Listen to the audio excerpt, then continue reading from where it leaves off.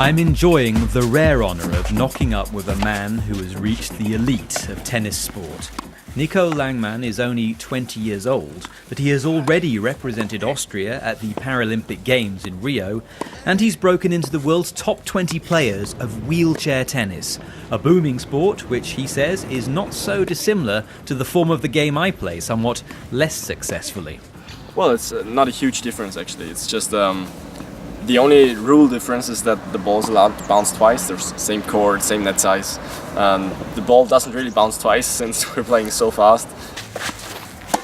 Nico hits a really heavy ball. Anything I leave short, he just slaps past me.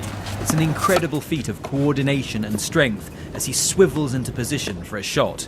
He says he owes the game of tennis a lot. It's brought me everything, kind of. It taught me how to perform under pressure, how to get to my limits, how to push those limits every day, commit to something 100% every day, day after day. It's very difficult, but it's a thing how you can achieve something.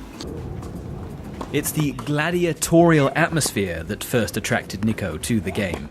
I've always been a very competitive person, and it's nice this one-against-one battle. Like, if you've beaten someone, you're the better one, and it's very, very.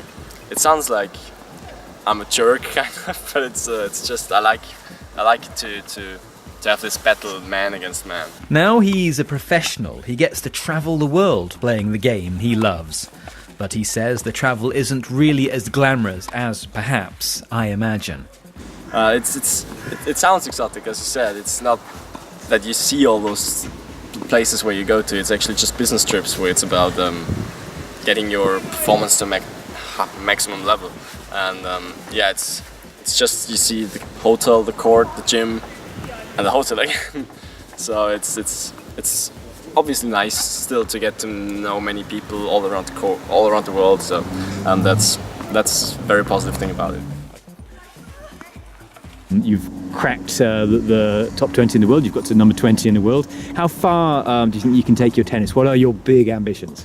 Wheelchair tennis is so included in the ATP professional tour. So all the 4 Grand Slams you also play them in a wheelchair, but just for the top 8 players. So being in Wimbledon all in white would be a life dream come true, obviously, yes. Often, the men's wheelchair tournaments are held at the same time and at the same venues as the main ATP Tennis Tour tournaments. That means Nico's got to know, befriend and hit with some of the biggest stars of tennis.